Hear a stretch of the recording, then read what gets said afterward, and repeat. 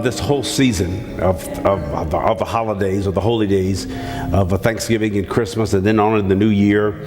And to all of you who came out on this day, thank you. It's cool. It's a nice day to go home and sit by a fireplace, or if you don't have a fireplace, just turn the gas stove on and sit in there in the chair. Act like it's a fireplace and watch games. And you know, things are never as bad as they seem, and they can always be worse. It's always good to be thankful for what you have. The English word think and thank are derivatives of each other. A thinking person is a thankful person, and a thankful person is one who's conscious of the benefits. And therefore, when you think, as the old songwriter said, when I think of the goodness of Jesus and all that he's done for me, my soul cries out. Just thinking on the blessings. Thank God that you had food to eat and or to give or to share, or that if you didn't have food, that you had somebody around you who did have food. If you couldn't do a turkey, you knew somebody who could. If you don't know how to cook dressing well, you know somebody who does. And by the way, my dressing is outstanding. I made like 15 sweet potato pies. Made 7 more last night. Now, that's just because they're in demand. I don't want to make a big thing of it. I'm totally not into bragging like Mr. Trump. I want to talk about for the next few minutes, and I was telling somebody I get to preach twice a month here, or reach twice a month here at All Souls, and I never have to worry about preaching long, drawn-out sermons or having long, drawn-out services. I like the short idea. I like both tradition, as Dorothea made mention of, or the sacred activism of this kind of ministry. Some people call it social activism. I call it sacred activism, whether it's what's happening at Standing Rock or what is happening in certain parts of the Far East or the Near East or the Middle East or Europe. People are protesting or standing for or against something all the time. So I've titled, though the theme for the month is covenant, I titled my 2 times of speaking, Covenantal Disagreements. A covenant suggests the opposite, a broken or no covenant. The word basically means commitment. We all have commitments, first probably to ourselves, to our emotions, our commotions, our devotions. Some people have a covenant or commitment to their pain. In fact, we tend to spend more time working toward and or against the thing that bothers us than the thing that doesn't. For you to say Holy Spirit, and we use that in Christendom a lot or in religious circles, is to suggest the opposite, unholy spirit. To talk about a covenant is to suggest that there's a possibility that there isn't one, or that it can be made, you make it and you break it. It's the duality of consciousness. So we're always dealing with having enough or not enough, light and darkness, even when it comes to opposite sexes. The term opposite sex suggests that there should be opposition within or among the sexes. Rather than saying corresponding sex, we say I'm married to the opposite sex, even if it's the same sex relationship. The male and female tend to suggest that it's the yin and yang and that they oppose one another. Dr. King made reference to us not actually having enemies, just having opponents. Who is your enemy except somebody you create? A lot of us live with people around, and we ate with folks this week that we did not necessarily agree with, even on how the dressing was cooked. Or whether you had turkey or chitlins or ham, or I cooked chitlins. I'm against chitlins, but I cooked them and I ate them. What'd you say? And I think that chitlins are unhealthy. That's hog intestines. I think that's very unhealthy and full of bacteria. But I cooked them and I ate them, and I cooked them for my mother, and I gave them to other people, and people stand in line for my I don't agree with chitlins. Part of my kosher nature doesn't agree with chitlins. My first time my parents cooked chitlins in my home, my brother and I cried because we thought our friends would smell them. That I'm actually, and I've done it 5 times, I have cooked and eaten chitlins. You would say chitterlings. Daddy, I won't say what Daddy called them, but anyway, he spelled it a little bit different. How many things do you do and enjoy with which you agree, or disagree, I should say? How many times do you engage in something that you do not necessarily approve of and find pleasure in the disapproval and in approving of what you disapprove of? Did I confuse you? That was intentional. I wanted you to think about what are we doing in life? We call ourselves, or we're called Protestants. That means that when you go back to Martin Luther, he protested the traditions of the Catholic Church and many of its traditions and iconoclasms. And we are part of that Protestant brand or breach of Christianity. Catholic or Catholicism basically means universal. We call ourselves Unitarian Universalists. I describe Universalists as one verse, version, or versification of the whole. We are all really one, but we are compartmental or departmental. We pose different versions of each other. You're sitting next to a version of yourself,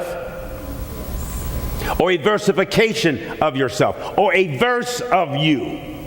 If you sit with somebody, how can we disagree without being disagreeable? We're all opinionated people. It is nature to have a view. The word, the word opinion comes from ophthalmos, which is the Greek word for eye or perception. We all have opinions. We all are opinions. We're people with opinions or with views or with personal or individualized perceptions. We see things differently. I wonder if dressing tastes the same to you as it tastes to me. I can say cornbread-ish. Some people just have bread dressing with it, not cornbread. Most of the people I know from my tradition, people of color, like cornbread. White people like white bread. And now that's a presupposition. I don't know whether that's true or not, but I never heard of bread pudding. I only heard of cornbread, not pudding, dressing, cornbread dressing, because that's the way my mother and her mother cooked the dressing. If you give me some dressing that doesn't have corn in it, I think that you missed the mark. I may eat it with gravy and enjoy it. In fact, I actually went to the store and bought a box of what do you call it? Stovetop. And I mixed it with my cornbread. Mother looking surprised. I mixed it with my cornbread. I actually mixed stovetop dressing because it had all the sage or cannabis, whatever that is. He used it. It's sage, okay. And then my wife's grandmother, Mommy, and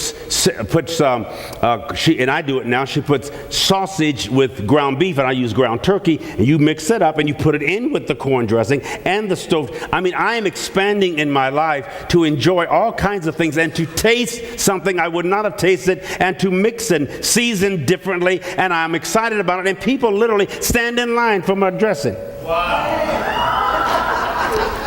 And my pies, and my chitlins. Go ahead. Now, to agree is basically to have the same opinion or view about something or someone.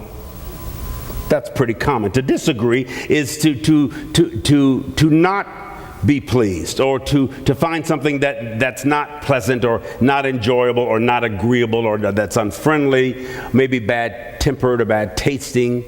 How many things did you eat this week that didn't taste that good or that tasted bad? You can cook dressing that's terrible, or greens.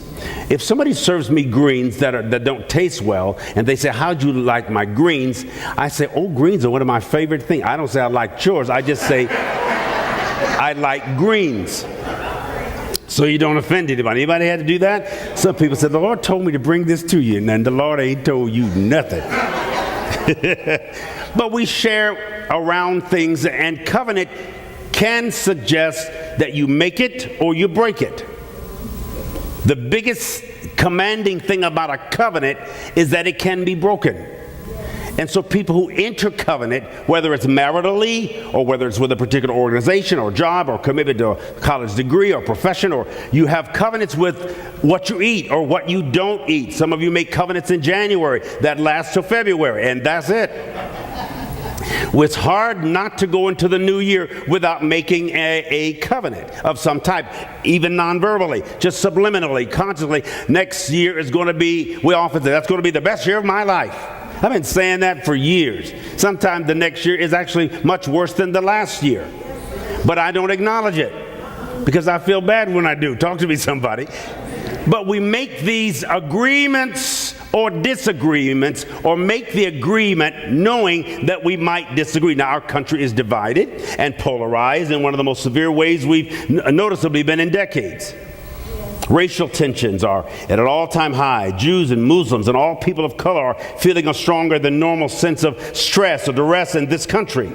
Partisan politics seems stuck and stagnating over divisions and divisiveness. So my thesis has been all month that we don't have to go along to get along. Turn to somebody and say, I don't have to go along with you to get along with you. Say it. In other words, we could mind many of the same things without having the same mind about everything. Life itself is a course in marriage and family. Marriage means commitment. Family means management, working through stuff. The Hebrew word for marriage and covenant are the same. Marriage means covenant. We have a 67% divorce rate in this country, between 60 and 67 divorce. Even in the faith-based communities or the more religious fundamentalist communities, actually the divorce rate is higher in religious areas and cities than it is in atheist areas or non-religious areas or cultures. Because the more laws you make, the more laws you tend to break. Paul said because of the law seizing the opportunity afforded by the law increased sin in me. Paul makes that reference, that if there was no such thing as a law, there'd be no such thing as a sin. Can you imagine a sinless consciousness, a culture where there are no laws to break? Is that frightening to you if there were no laws that were breakable? Or if there was no punishment, just consequences? There's a sequence or sequel to every choice you make, but it's not necessarily punishment. It's just the reaction or the response of the universe to a decision you make. Like, for instance, if you eat too much chitlins or too much turkey or too much anything or too little, there is a sequence or sequel to that. You can die of starvation if you don't eat enough. You can have a heart attack if you eat too much. So everything has a sequence or sequel to it. I was just thinking this morning, how could I survive, or would I be terrified if there were no laws? Would I be lawless? And could I live a lawless life? If the law didn't have a speed limit, would I speed? Would there be such thing as speed if there were no speed limits? There are speed limits, and you get tickets anyway. Talk to me, somebody. There are laws and standards that we violate or break or bend anyway. We actually are agreeing to be disagreeable. It's almost nature. It's habitual that you are agreeing with something with which you disagree, and you are disagreeing with something with which you agree. There are certain things you don't eat that you love. There are certain people you don't hang out with, and you don't have any antipathy toward them. You just don't hang out with. There's some black folk that are not comfortable hanging out with non-black folk or non-people of color. There are some Muslims that you're not against Islam necessarily. You don't even know that much about it, but you just don't hang out with Muslims or Jews or Christians. There's some people that don't hang out with religious people or Unitarians. I used to disagree, as you've heard me say, driving by, I disagreed with this church. I didn't even know what you believed. Then I found out you don't believe nothing. We do believe stuff. We call ourselves a creedless denomination, but we have creeds. We have expectations. In fact, what's more violent or seems more violational to us is not that you break a law, but that you don't meet expectations. We are always struggling with our what we see or perceive or view, what we expect or inspect. We feel violated when something like the dressing or the turkey or the encounter does not meet our expectations. What do you expect? What are your expectations in the relationship? Millions of people are disappointed in what they expect of their God, because their God doesn't answer every prayer the way they want the prayer answered, or the universe doesn't respond in a way that satisfied what your anticipations are. We spend a lot of time disappointed, not unappointed, just disappointed with the things that didn't turn out the way we expected them to turn out. Agreeing to disagree is a discipline. Agreeing to disagree is a certain integrity. There's a culture and a climate and a character in that, and an ethic in the fact that there's many things I've conceded that I will never necessarily feel pleasurable for, but I will tolerate it or endure it, and then after a while I don't even notice the pain.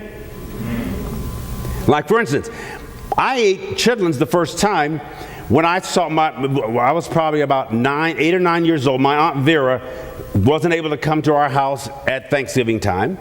And this is way in Southern California, the country. And my mother was talking with her on the phone, and she said, I answered the phone when she called. She said, "Tell them to save me some chitlins, chitterlings, hog intestines, the stuff to which fecal matter flows, full of bacteria, good and bad." Should I be more descriptive? No. Okay, preacher, I got the point. Move on and make the next point. She said, "Save me some," and they had to put it in like a cottage cheese carton. And my aunt came late, she had to work. She got there late afternoon, and they handed her this in this bowl, and she started eating the chitlins, and the way she ate them made me believe they had to taste good. Now, I was very opposed to the smell of chitlins, not only just eating them, but the way her character in eating the chitlins. You ever heard somebody say, "I'd rather hear you sing than eat"? Because I heard you eating at the table, you know. Just by watching her eat, it became interesting to me. And today I not only eat them, I cook them just once a year, of course. I didn't need to tell you that, because your opinion of me has changed, because you thought I was a vegetarian. And I'm a chitlinarian. And that's been handed down over the years. I didn't even think they would be selling chitlins on the south side of Tulsa, or neck bones, or ham hocks, all that stuff. Colored greens and collard greens. There's collards and there's collards. And you taste mine, they're colored greens. They're seasoned just a little bit. Now, I am enjoying things today that I didn't think I could enjoy.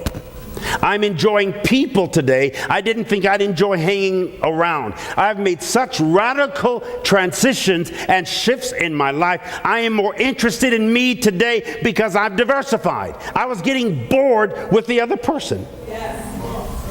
I'm admitting I got bored with Carlton Pearson, with all the success of his ministry, creating traffic jams out at my church and in demand all over the country, in television and books and music and recording. And it was so incredibly wonderful, but I had maxed out in a certain area of taste. And even though things are somewhat different now, I'm more excited and inquisitive and curious than I've ever been in my life.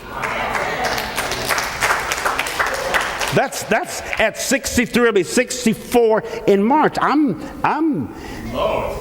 60. I'm up there. Now that doesn't seem old, especially if you're old. But to younger people, 64 seems old. I am so excited about other and or new expectations. I spectate differently. My perception has changed, as Wayne Dyer says. When you change the way you look at things, the things you look at change. I'm learning how to be more agreeably disagreeable and disagreeably agreeable. The people who stopped agreeing with me, and there were thousands. I was in New Orleans last weekend, and people were saying to me, "Bishop, we love you, we need you, we want you, we understand more. We didn't understand before." I sent the producer the movie that they're doing called Come Sunday to an old classical Church of God in Christ in another state and city, and the pastor received him so well. These are people who didn't necessarily agree with my teachings. They didn't necessarily agree with my theology. They didn't necessarily agree with my change or my shift, but they received. The director had him come to the stage and say something, called me to say thank you for sending him to our church, and asked to be in the movie about the heretic. All right, don't say nothing. Just sit there and look at me. So you're thinking, now what is the point? The point is that they once disagreed. Next, I got to go back to Atlanta this coming Sunday to preach in the church where the church scenes are going to be shot. And that's the only Sunday that Chiwetel can actually be there before they start shooting January 9th. So I've called out and put word out that we're going to be there, and the young lady we just found out who's going to play Gina is Felicia Rashad's daughter. Her name is Condola. Rashad, she's going to play Gina in the movie. I'm going to meet her on next Tuesday. Now, all the shifting, and as you've heard me say, shift happens. Mine eventually shift, S-H-I-F-T, happens. Change, transition happens, and occasionally the shift hits the fan as mine, and it seems so painful, but things are now beginning to pan out. Things get better. Turn to somebody and say, things get better. Life itself is that course in marriage and family. You know, the commitment, making or breaking rules. You've heard me say many times before, the secret to a happy marriage remains a secret.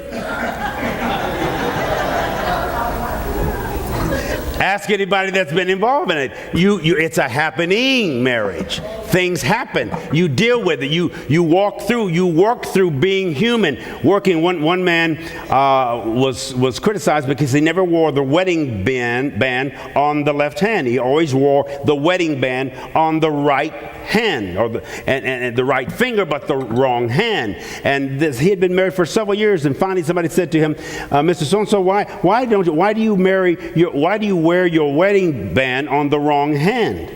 He said, "Oh, that's because I married the wrong woman." But he'd been with us 30 years, somebody said.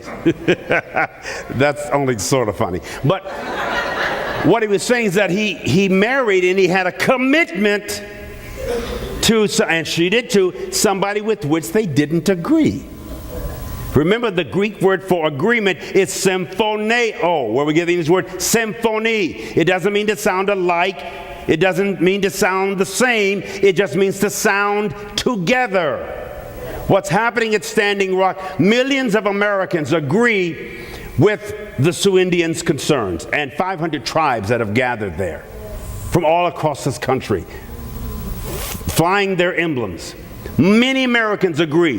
The oil companies, same with those who use fracking in this state, and we're having earthquakes as a result of something that was an important need that became important to some as greed, and they overdid it, and now the whole earth is shaking. And people are frightened. More than likely, the oil companies will win that battle because they've got more money and more power and more connections with the banking and all the things they want to do. But that doesn't mean that it still should not be protested. They're peacefully protesting, even though, as Pastor alluded to, they're being beat with batons, and some of them are, what do you call it? The other thing. Tasered. See, you ain't been tasered, so the word don't even enter your mind. And they're being shot with water guns, and there's no telling what kind of mistreatment. The powerful people are saying, we'll let you protest a little bit, but we're tired of we're going to do what we're going to do. I disagree with that consciousness. I disagree with that attitude, but I'll still use the oil. We could use solar and wind energy in this country. It's proven to be successful, but we still use the oil and the gas and the electricity, and we still drive our cars when sometimes we could walk or use a bike. We do things with which we agree. We agree with things we don't agree. We have a president in the White House that's a little bit more dramatic than any we've ever had, maybe in the history of the culture.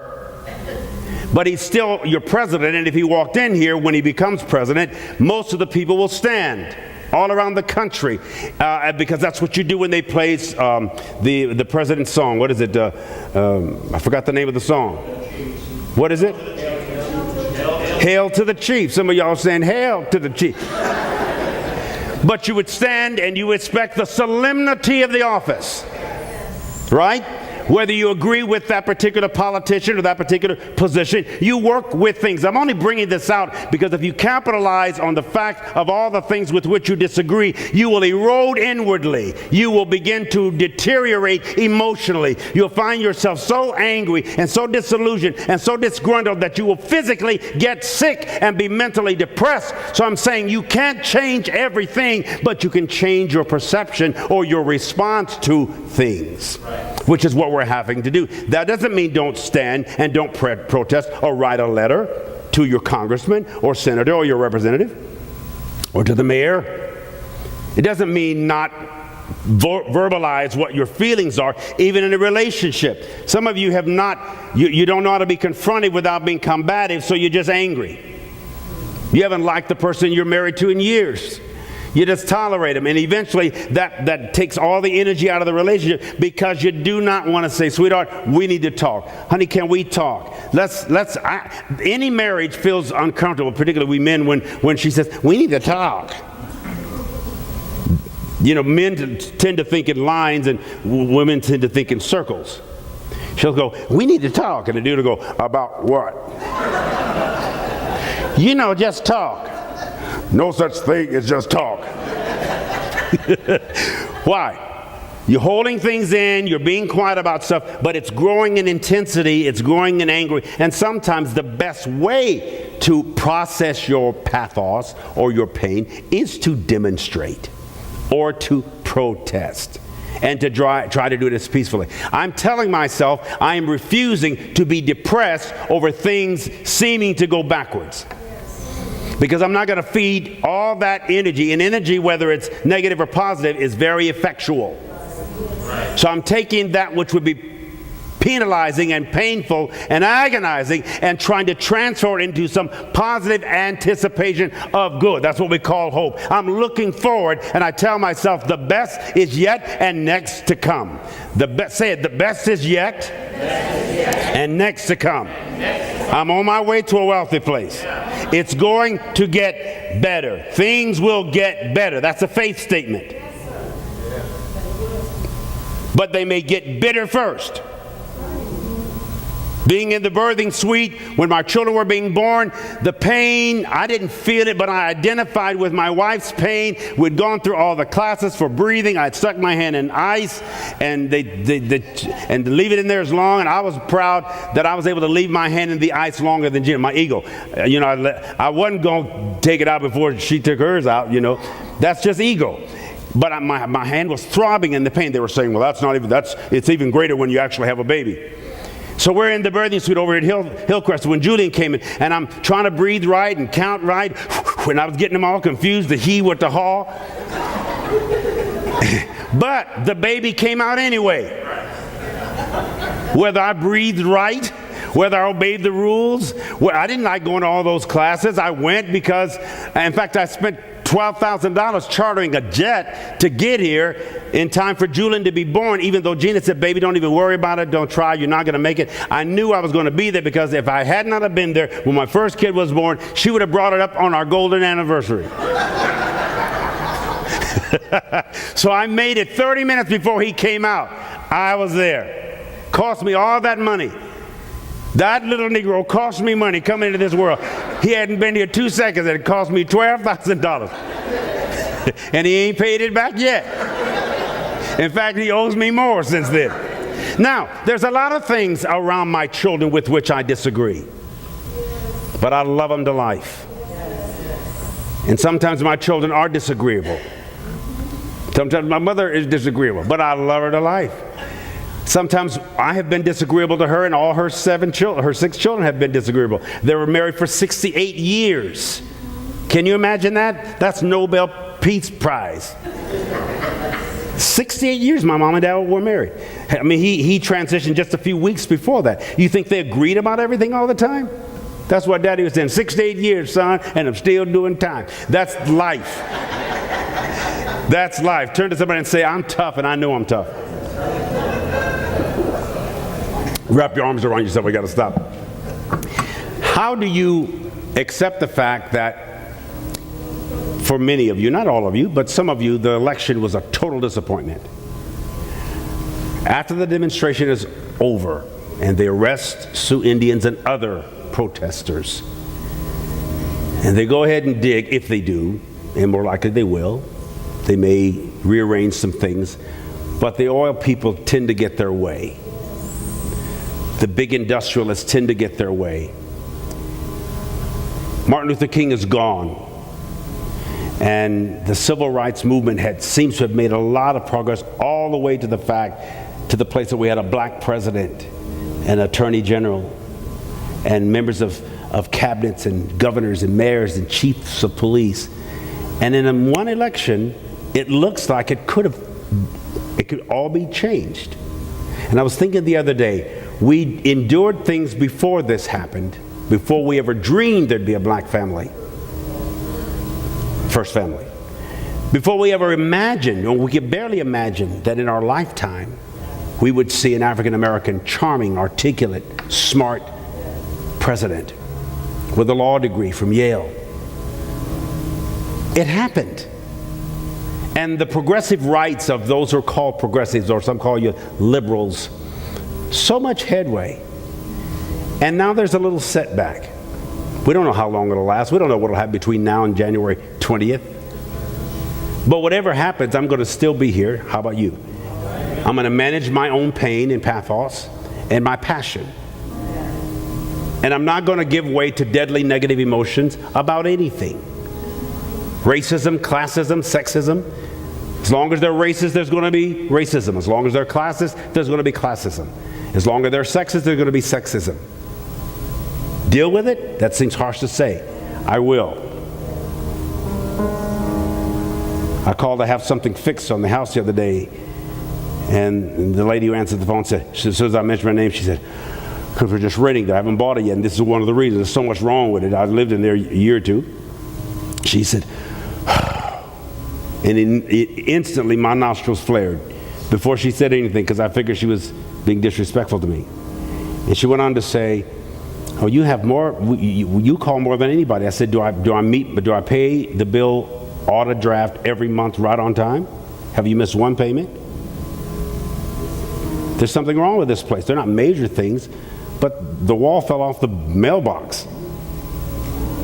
The little cheap rock they put up there fell off the mailbox, and so the stairway into the house has the same thing. Now, I just held my voice, and I said, I'm not going to give my energy away to somebody who just tried to steal my positive outlook. And I said, Happy Thanksgiving to you. And I'd like to crawl through this phone and snatch you, get me a bat or something. No, all that's there. I have just as much capacity to be angry and vicious and vindictive as anybody else.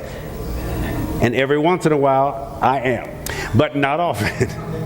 I controlled it. I felt good. And I may still take one of my sweet potato pies by there and throw it right in the... No, I mean... You can do whatever you can eat it or be eaten by it. You make those choices. Hear me when I say, you decide your response to whatever it is. When cancer invaded my body, I didn't freak out. I said, we're going to have a conversation, cancer. What are you here for? Why did you come? I literally had that conversation. We need to talk. What are you going to teach me? Because I'm not going to let you kill me.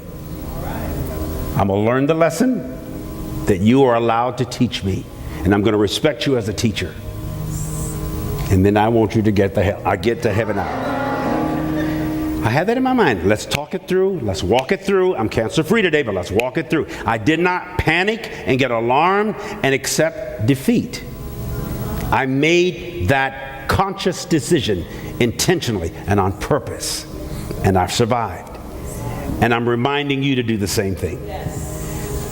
Release tension. Come on, everybody. Shake it. Lift those hands.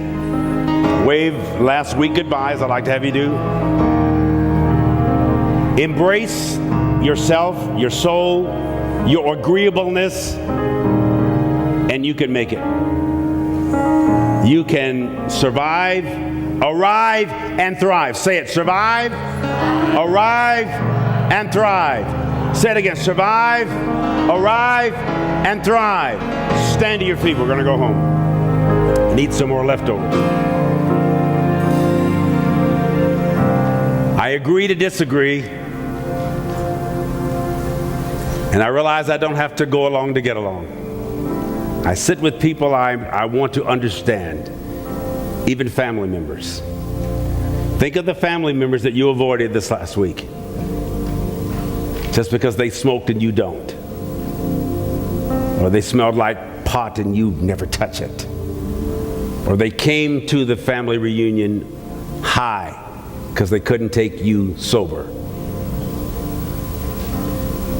Think of somebody who didn't show up and you thought they should have been there, and they never show up. And you disagree with them. The reason it hurts so badly is because you love them and you wanted them there. Or they were welcomed and not wanted. You begin to navigate your own emotional trauma and drama. One more time, release some energy by just stretching. Come on. The blessing of the Lord maketh rich and addeth no sorrow. I bless you. I esteem you. I encourage you. I enhance you. I embrace you. I release positive energy toward you for your own wholeness, for your own healing, for your own happy anticipation of good, even when expectations are disappointing. Just because they're disappointing, that doesn't mean you've lost your appointment. You're still appointed to be you, to live in love. Shake 2 or 3 hands and say, I agree to disagree when I need to. Say, I accept you as you are. I bless you. I love you. We're going to make it in the name and nature of the Christ. Whoa, let it be. Let it be. Let it be. Let it be. Whisper words of wisdom. Let it be.